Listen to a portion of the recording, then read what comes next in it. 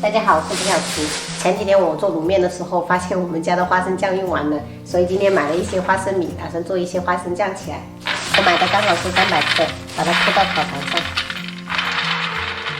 烤箱进行预热，上下管170度烤15分钟。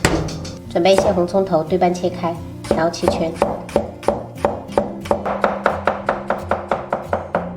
这些红葱头等一下炸成那个葱头油，搭配那个花生酱，拿来做成沙县拌面吃。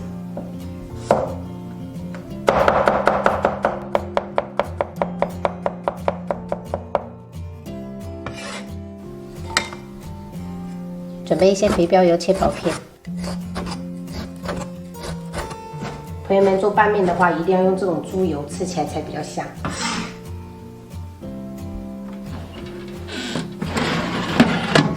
把花生米稍微放凉，锅中不用倒油，直接下入肥膘肉煸油。朋友们煸油的话，一定要用中小火，你如果火太大的话，它就容易焦，而且它的油脂也出不来。像这样，这个肥膘肉变成这种猪油渣了，就可以捞起来了。这个猪油渣不要丢掉，有时候煮卤面的时候加进去特别香。把猪油倒一半起来，接着开最小火炸红葱头。朋友们做这个葱头油千万不要心急，就是一定要小火炸，这样子它那个红葱头的香味才会被激发出来。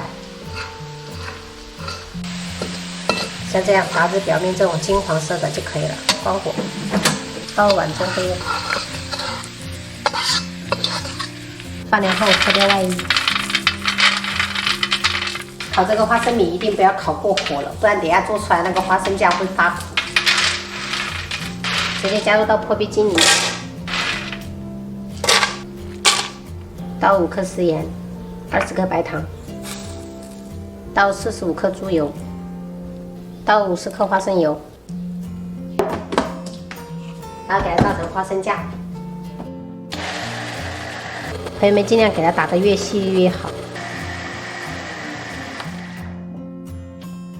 直接倒入玻璃容器里面，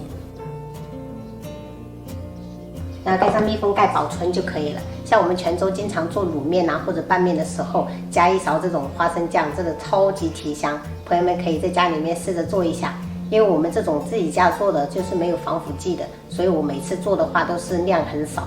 今天就做了半瓶，这样子才不会放得太久，不会变质。现在我们调个拌面汁，加入1勺半的花生酱。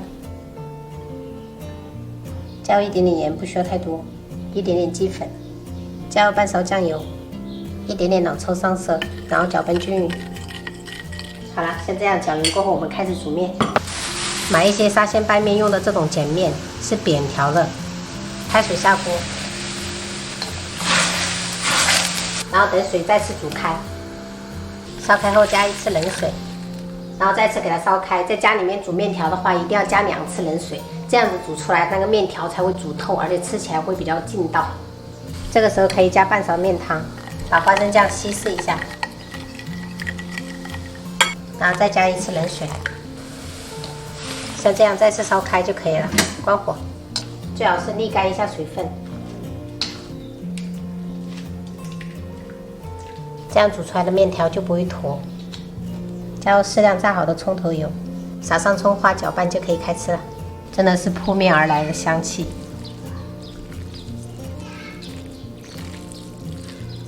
朋友们如果喜欢吃那种泉州这边的那种沙县拌面的话，都可以学着这样做一下，绝对不会让你们失望的。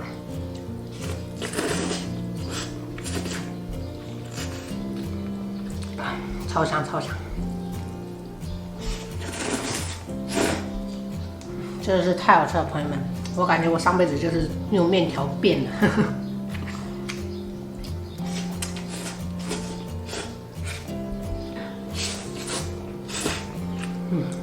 太好吃了！这个花生酱真的是特别的浓郁。